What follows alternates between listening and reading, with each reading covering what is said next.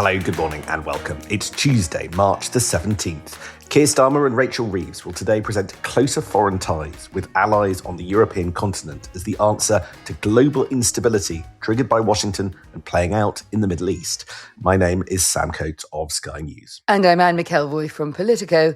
Rachel Reeves will today deliver a major set-piece speech and announce further deepening of the relationship between the UK and the EU as one of her big three bets for the British economy, alongside AI and regional growth. But the picture of today arguably will be Keir Starmer greeting President Zelenskyy on the steps of Downing Street this morning, in a signal to the rest of the world that we at least will not neglect the conflict in Ukraine, even as Russia benefits from a temporary easing of sanctions by America as they want to focus on the consequences of war in Iran. That'll be followed by a meeting between Keir Starmer and the NATO Secretary-General Mark Rutte, visiting London for discussions on transatlantic security. Several other US allies, along with the UK, declining to follow President Trump's request to send their naval firepower to the Gulf to help restart shipping in the Straits of Hormuz. Yeah, speaking yesterday in Downing Street in that mid-morning press conference, Keir Starmer was pretty clear that he feels that there's a limit to what Britain can get involved in. He said, while taking the necessary action to defend ourselves and our allies, we will not be drawn into the wider war. And he's not alone in that stance at all. A large number of European countries basically saying Trump invited them to a war, but they're busy that night. The most sly response I spotted to this was from Poland, as you know, Sam, like one of the biggest allies there of the US and certainly in NATO. It's suggesting via the foreign minister that Donald Trump request assistance directly from NATO if he needs any help. Yeah, well, exactly. And I think that's the appropriate response, because it's a red rag to the Trumpian bull if ever there was one. And NATO doesn't want to show up in this conflict anyway. That's been made pretty clear. Well, the man himself has reiterated that he's not very happy with the UK. Donald Trump judging it terrible that we're refusing to send warships to defend Hormuz from Iranian attacks. Had a pop at the Prime Minister for saying he needed to speak with his team before making any further determinations. That will teach Keir Starmer not to use that awful corporate language. I wonder, Sam, whether the frequency of Trump's broadsides are maybe lessening their impact now, and that's okay for the Prime Minister. Yeah, it does feel like that, doesn't it? I think the political outcome here is one that Downing Street will be pretty content with, but for now. But I have a sort of caveat to that, Anne. For the last couple of days, experts have been warning that Britain is facing significant shortfalls in supply of oil and gas, possibly within the next 2 months. Now, out and about on the airwaves, there's a really interesting expert called Nick Butler, who used to work for BP, but also in a political context, it's quite important, used to work for Gordon Brown. And his interventions have been pretty eye-watering. I was listening to him on the radio yesterday. He was saying that within the next 2 months, ministers could be forced to ration supplies for as long as the Middle East continues, protecting, basically choosing who to help, a bit like the fuel protests of the early 2000s. So the government would have to step in to protect possibly food supplies, hospitals, transport systems, in a move that would effectively amount to rationing, which itself would change the domestic conversation quite a lot. And at that point, I think it gets more interesting. That's really intriguing, because Nick Butler is not someone who amps things up in a dramatic way. It's to be taken seriously. Good spot that.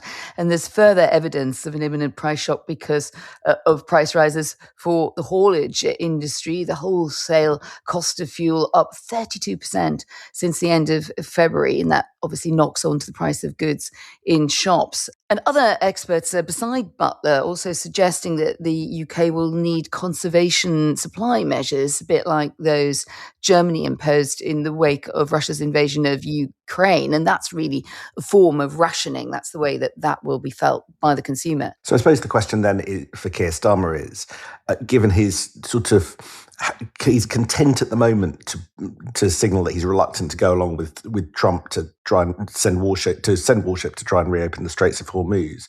So he can't really claim to be doing whatever it takes specifically to ease that international global trading pressure point. That's fine at the moment. But does that still look sensible if the kind of restrictions that we've just been talking about kick in, at that moment, when people look back at the reluctance to go along with it and decision to deploy things elsewhere, is there a bit more squeamishness given that the very real world consequences will be feeling at that point, or was there just an acceptance that there was not a lot that Britain could do at that moment, which could have other implications? Well, indeed.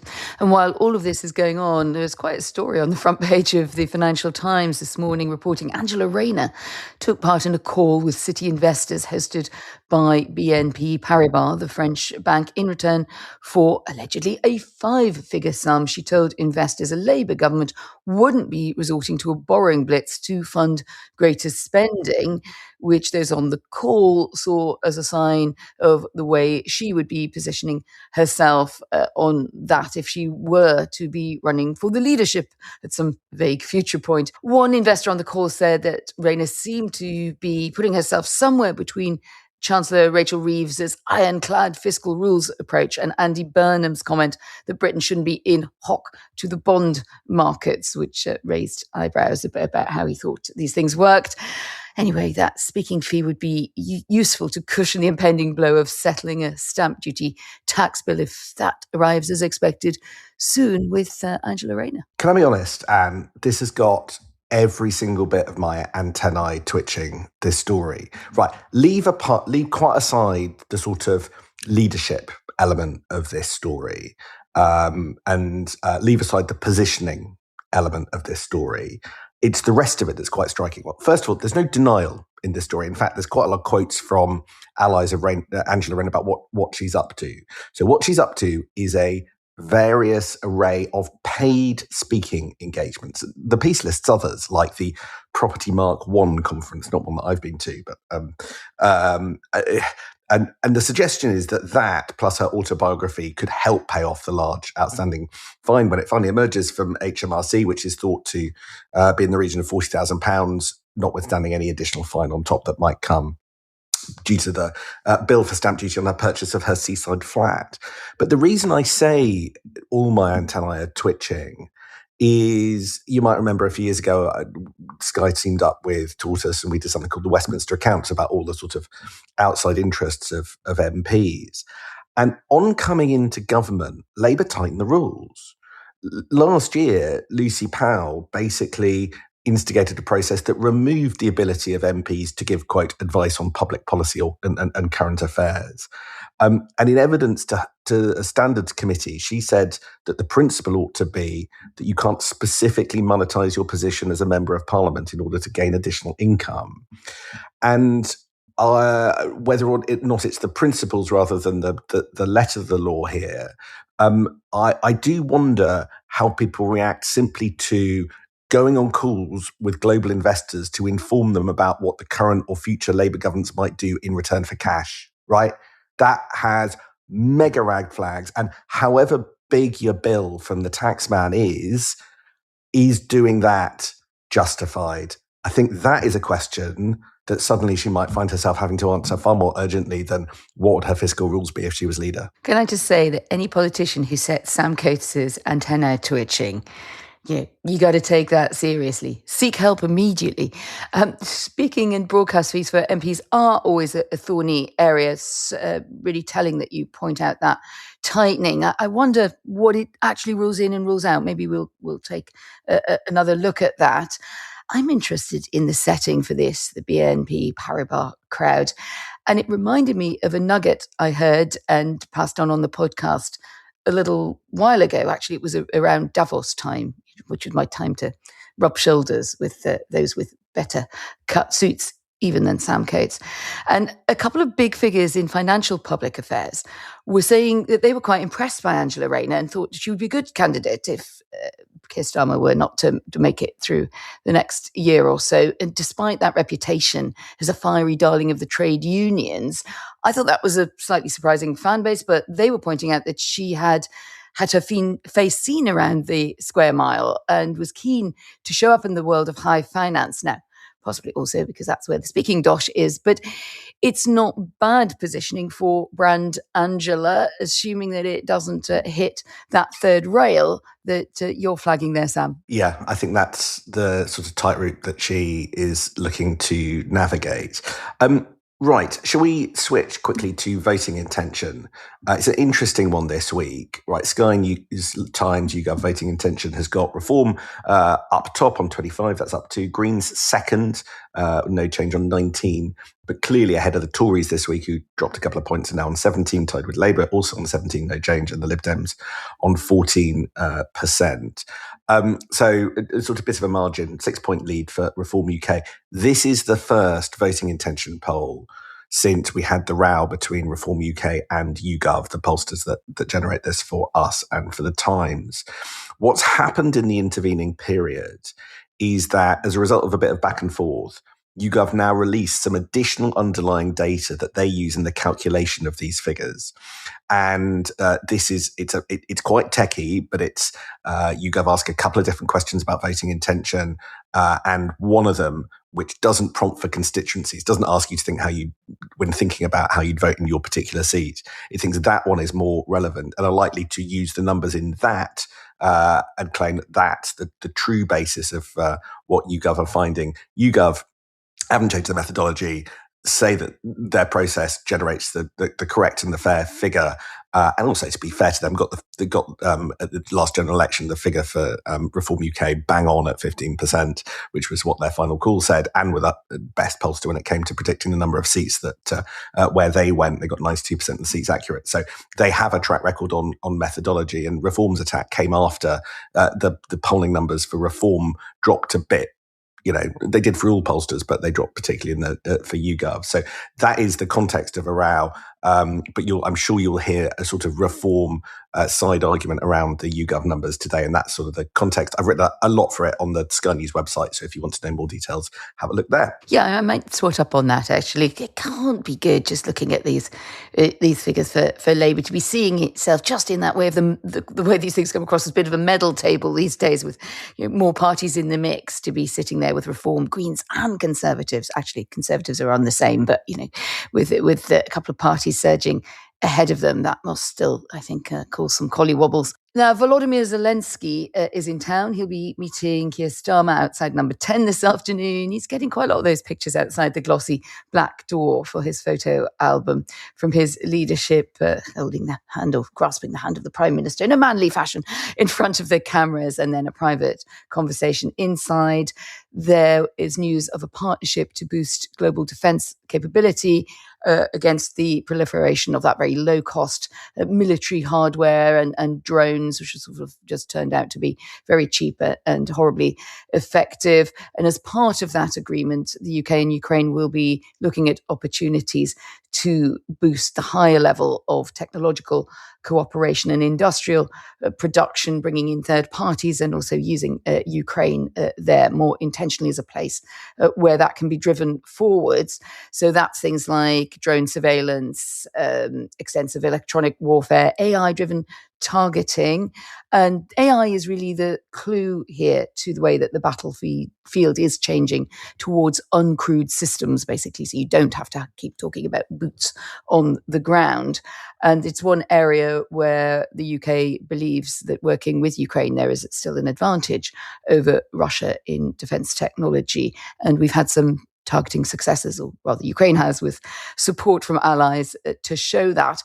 It still doesn't solve Zelenskyy's manpower problem, but it does show you, I think, the direction of future warfare and how that conflict might be played out in the coming years. That's fascinating, and not just in the eastern flank of Europe.